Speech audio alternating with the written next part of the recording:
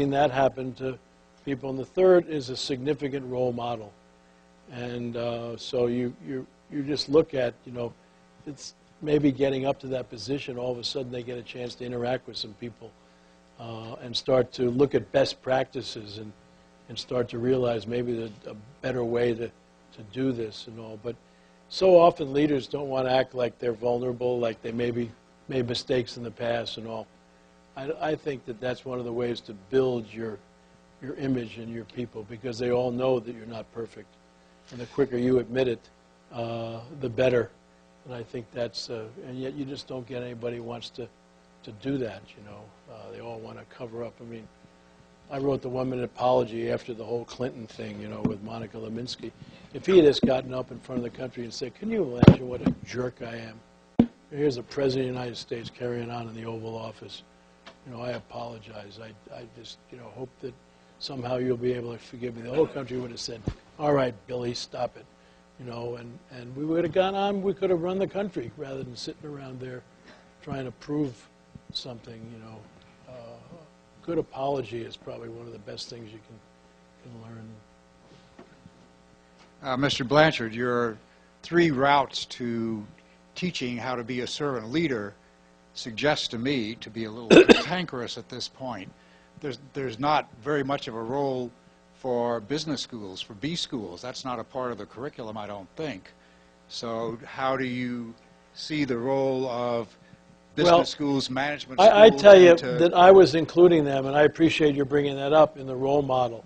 I want to tell you, one of the biggest thrills I have, my title is I'm the Chief Spiritual Officer in our company. I leave a morning message for everybody in our company, and I do 3 things. First, I tell them who to pray for, because people tell me who's hurting and all that kind of thing. Then I praise people, and then I leave them. And one of the most powerful things, when all those Harvard MBAs signed that code of ethics, and I wanted to say, wow, now we're starting to cook, And I think that if business schools really started to teach servant leadership as the only way to lead, and it's not soft management, it's the only way to do it, and they don't have to go with the faith-based stuff, you can go with Greenleaf stuff or other people, I think we can really make a difference, and I'm really optimistic. We're involved in 2 master's degree programs, one at the University of San Diego, and it's a Master of Science in Executive Leadership, and then at Grand Canyon University we have an Executive MBA. And what we do is we intersperse the program with the basic business acronyms that you normally get in an MBA program. But we start off with self-leadership. The first thing is for people to look at themselves. What's my mission in life? What are my values? What's my leadership point of view and all. I think a lot of people have never taken a good look at themselves. Then we move to one-on-one leadership, which is now about building trust. And once you can lead another individual, then you can go to team leadership, and we move to that. And that's about building a community. None of us is as smart as all of us. And then we end with organizational leadership, which is, how do you run an organization, which is a bunch of departments and teams and all, with both results and people. And we intersperse that throughout the program. And it's a really powerful kind of thing. And I think a lot of people are saying we come away from this differently. And I think it's because, we're modeling different kinds of things. And I think that's what we need to look at our curriculum. I'm so pleased. A decade ago, you couldn't have found an ethics course probably in most business schools. And boy, they're there now.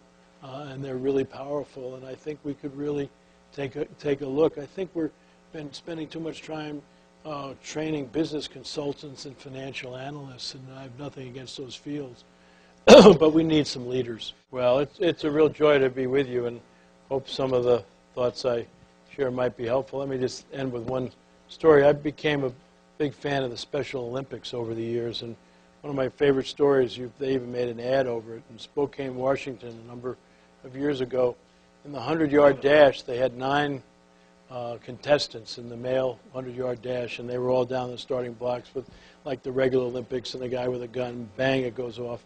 And these 9 young people just race out of there as fast as they can, given their handicap or disability. And about a third of the way down the track, one of the kids tripped and fell. And he tried to get up, and he fell again. And he just lied on the track, and he just sobbed and cried loudly. 2 of his opponents heard him crying and stopped where they were and turned around and headed back towards him. The other 6 people raced for the gold. And these 2 young people helped this young guy up, and the 3 of them held hands and walked across the finish line together. And the crowd initially didn't know how to compute this. I mean, it was beyond their belief. And then when they finally got it, they stood up and they gave him a 10-minute standing ovation. And let me just say that you can make the world a better place. People say, do you want to make the world a better place? Yeah. What do you do? And everybody laughs. You can make the world a better place by the moment-to-moment decisions you make as you interact with other human beings. You know, if somebody yells at you in the morning as you leave the house, you can either yell back or go back and give them a hug and tell them, hope your day is better. Somebody cuts you off, you can, you know, give them the finger or send them a prayer. You know, you got all kinds of choices on that, and the choice is always is, am I going to come from a servant heart or a self-serving heart? Are you here to serve or be served? And I think that's what